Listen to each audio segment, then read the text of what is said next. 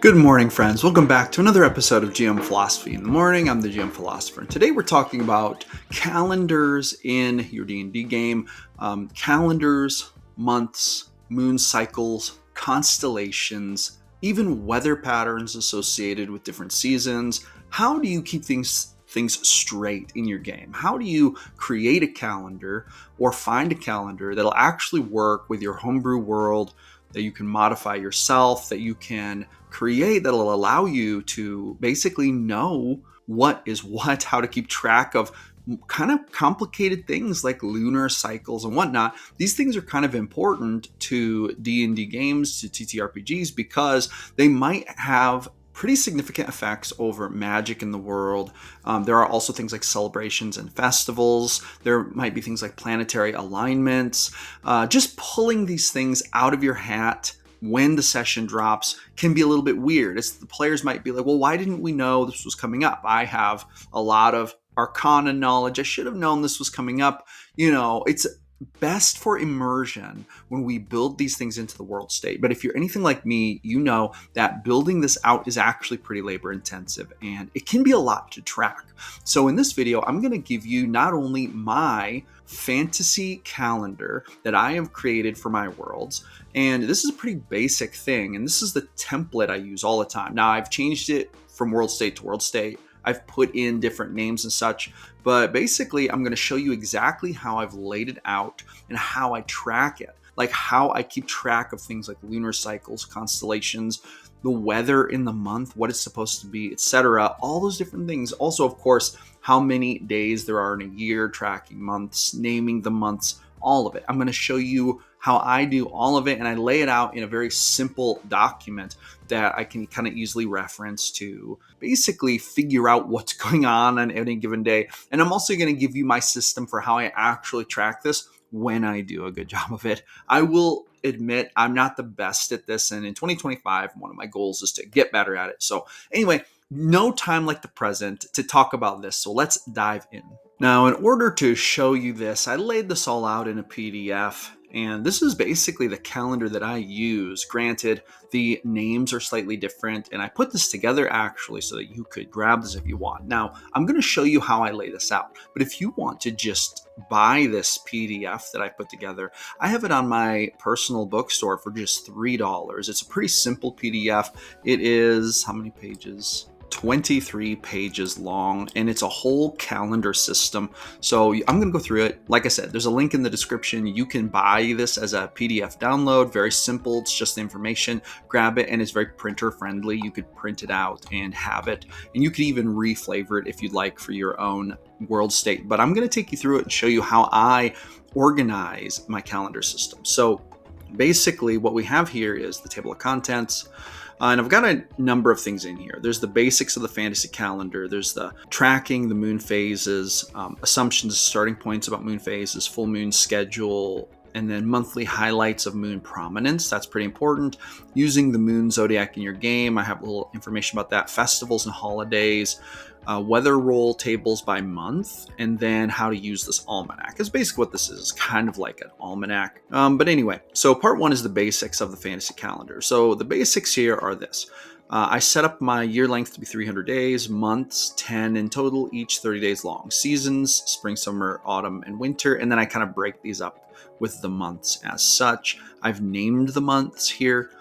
These names are pretty kind of like, I would say, universal, maybe a little exotic sounding for us English speakers, which I kind of like. I think it's cool. And then we have the moons.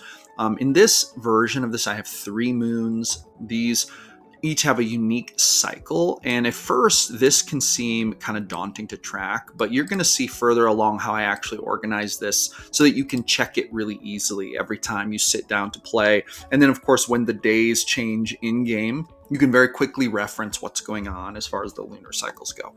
There are also 24 constellations in this calendar. I think constellations are cool to track because they can help give you a little bit of like basically storytelling immersion. They can really give you cool content for if they run into, some kind of star reader, or they want to seek wisdom in the constellations, or, I actually have a player who's really into playing.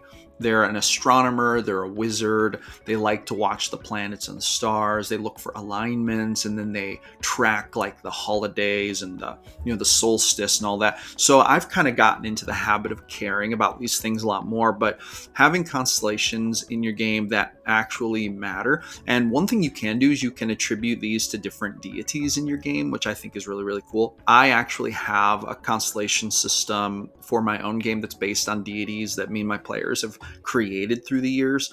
However, this is the same system, just I have basically some pretty universal constellation names in here. For example, there's the soaring eagle, the coiled serpent, the laughing brook, etc. These are constellations that have a relatively universal kind of appeal and meaning, and then there are deeper domains attributed to those things. So that's how I like to set that up. And of course, setting it up is kind of the hard part, which is why, I make this available on my personal bookstore. It's just $3. You can download it. Helps to support the channel, but also it helps to save you probably what might be hours of work, because really the only way to do this is to lay it out. And then once you lay it out, once you write it and lay it out, it is done. And then you can, if you lay it out the way I've laid it out here, you can use it forever. However, it is kind of a lot of work to get set up. And then tracking it is also a little bit of work, but actually tracking it is really easy when you lay it out like this. So if you do the work up front, it really saves you time. Okay, part number 2, tracking moon phases. This part I think is pretty important because to me, well, the seasons are really important, but that's more tracked in the weather pattern section, which we'll get to. But I like to talk about the moon phases because for me personally, I love to describe what the moon is doing at night and such and such. So it's a pretty important part for me. So we have the 3 moon phases described here. And we've got some assumptions and starting points that I like to work from. And I like to put these here basically as a reminder. So the 300-day year is divided into 10 months, each 30 days. Day 1 of the year starts with all 3 moons at or very near a new moon, purely for simplicity. Now, I say it's for simplicity, but it's also just really cool. It gives me like a sort of a triadic moon alignment sort of event that signals the beginning of the new year, but it's actually new moons, so it's like 0 moons, so it's like an alignment of full moons, but it's more like an alignment of new moons in the sense that there are actually no moons visible in the sky at all, which I think is actually really cool. So it kind of can be interpreted as sort of a dark holiday, a dark celebration, because it is actually darkness, but you can flavor it to your game. But anyway, that's how I like to start the year. And then I move forward with these phases as such. Now I have a moon schedule here, and this starts to make it a lot easier to basically give you the information about when to expect, for example, full moons, which is usually the most important night for a moon, thematically speaking. So we have Cephalic full on days 14, 42, 70, etc. So these are all already laid out. And this helps save me from having to break out my calculator and do a bunch of math every time. Like we've been playing for a little while and I haven't checked the moon cycle in a while. Kepra full on these days, and then Anuket full on these days. Now, there are sometimes double full moons. For example, day 14 and day 18, these come close a few times. There's the 123 and the 126, etc. Now, sometimes you can fudge these a little bit. You can say the moon is running a little behind or is running a little early, and you can set up alignments that way. And that's what I do. I just kind of I use this as a basic guide, but then I will slightly adjust to create alignments if I want to, when they make sense. All right, monthly highlights of moon prominence. Okay, so this just goes through each month. So here's month number 1. And here's basically the important information for each moon. And here's why this is important. If we're playing in month number 1 of the game, let's say we start the game at the very beginning of the year. So then we have month number 1. This is really the only section I need to look at. I just need to basically consult this once a session to remind myself what's going on. And boom, that's going to really help to inform what is going on with the moon during that month. And then we have the most notable nights here. These 3 bright nights are quite close together. An astrologer might call these the triad nights. So this is just another observation I've made, how you can kind of tweak it a little bit if you want to create special like lunar events. However, that is up to you, and you can kind of run that how you like. Now, real quick, before we move on to the next part, I just want to let you know, if you struggle to come up with plot arcs on your own and you're not quite sure like how to come up with those plot arcs, spur of the moment when your players do crazy things, well, I have an ebook to help you with that. I give this ebook away for free. It's called My Ultimate Plot Randomizer, and basically what it is it's an ebook with 4 D100 tables that'll let you random roll plot arcs on the fly. So there's the hook table, there is the complication table, as you can see here. There's the climax table, and then there's also a wild and wacky table to throw in wild and wacky stuff that your players will never see coming in your plot arcs. If you struggle with just coming up with all those plot arcs on the fly when you need to, when your players do unexpected things, that's exactly what I created this ebook to do. I use this all the time. It really helps me not only with session prep, but also on the fly when I'm coming up with plot arcs and I'm not quite sure where things are going. So you can grab this for free. Links in the description. If you join my email list, the first email you get, which will come within seconds, will have this ebook link embedded right in it. You can download it, print it out, keep it with your tools, and if you ever need a random table for plot hooks, boom, you will have it right there with you. With that being said, let's dive back into this calendar discussion, talk about the next section. Now, after we go through this section with the months and what the moon is doing, or the moons are doing in the months, we come to the festivals and holidays section. Oh, there's a little section before that, using the moon zodiac in your game. Just some notes I put in there. But anyway, we have part number 3, festivals and holidays.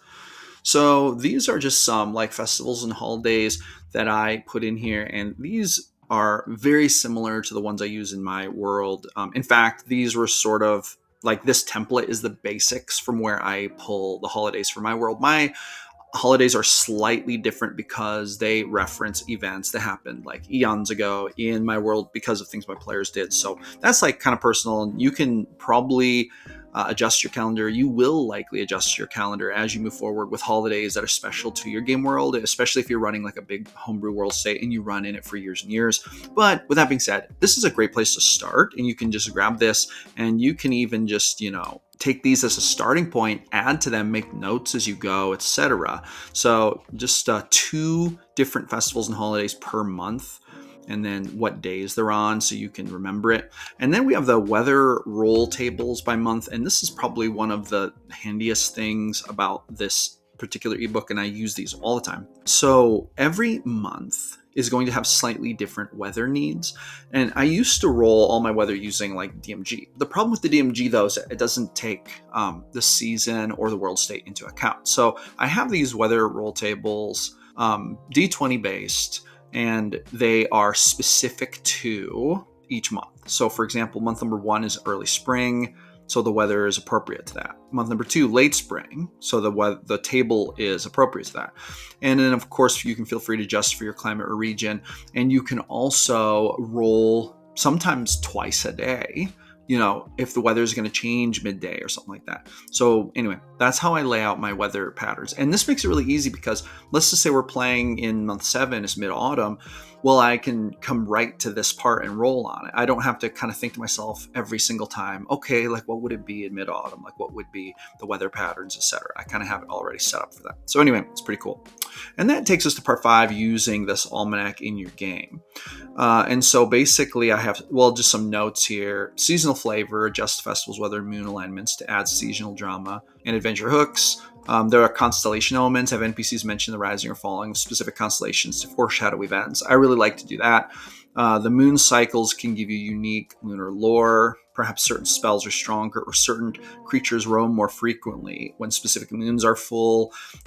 So it is just a very basic calendar, but it is a calendar that will set you up to know what to look at for the time period that you're playing in, and it will basically help you to keep from just not knowing what's going on in your world as far as seasons or weather or the constellations, etc.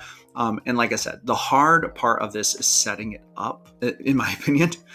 Tracking it is actually not that difficult once you set it up like this. Now, let me describe how I track this. So this gets tracked in my note taking. Now, note taking is a tricky business because when you're running a game, sometimes you do not always have, or it feels like you do not have the time to take notes, to track things.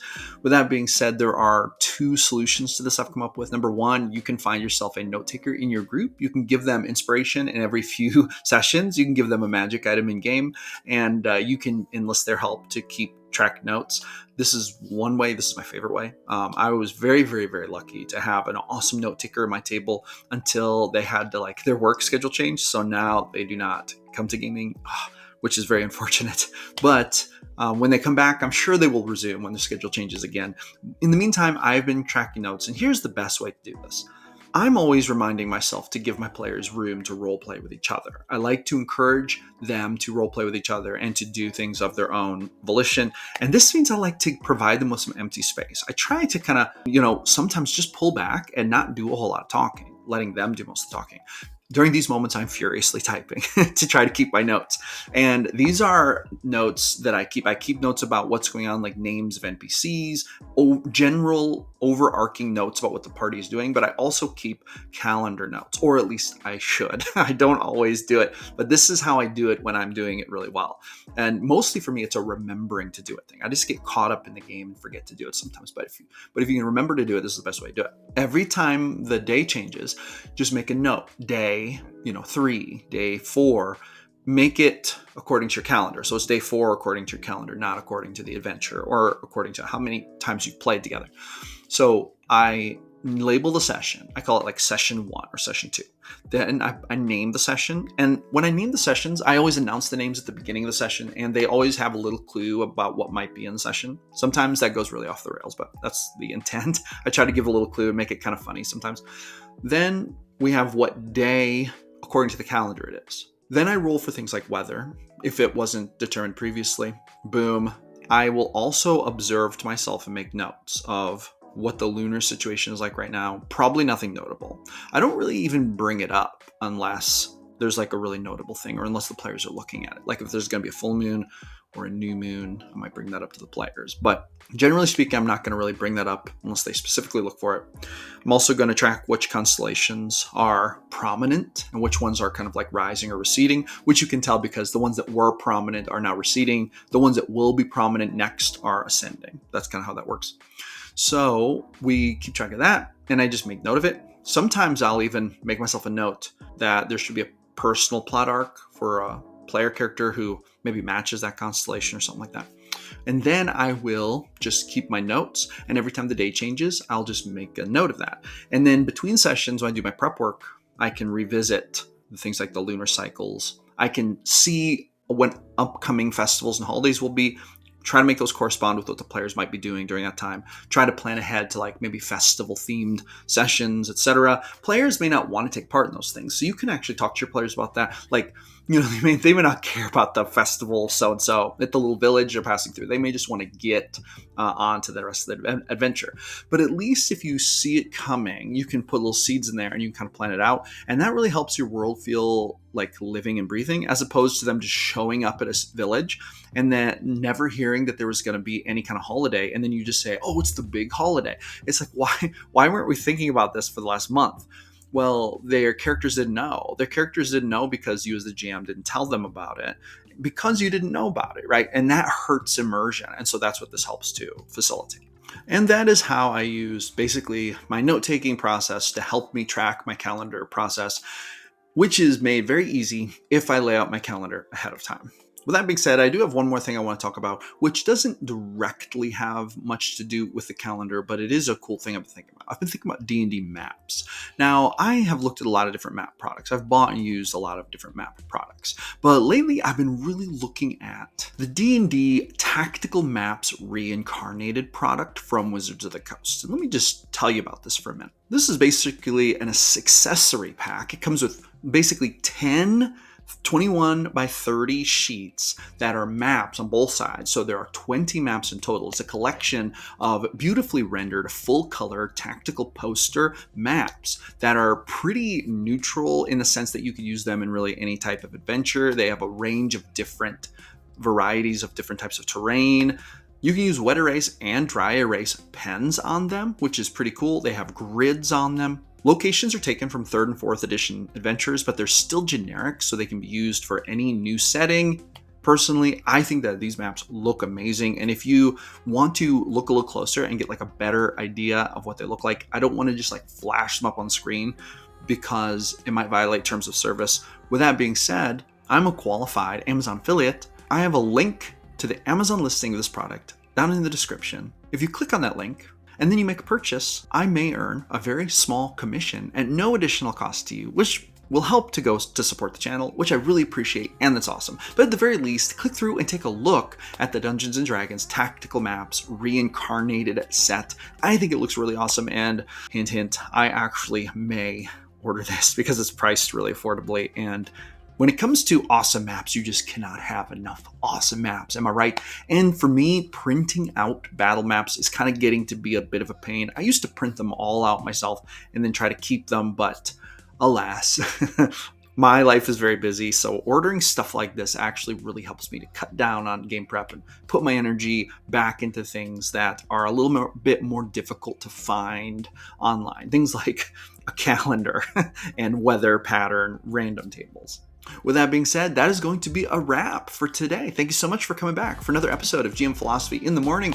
At this point, I'm here every single day creating videos about the best game in the world, D&D. So I'll see you awesome people on the next one.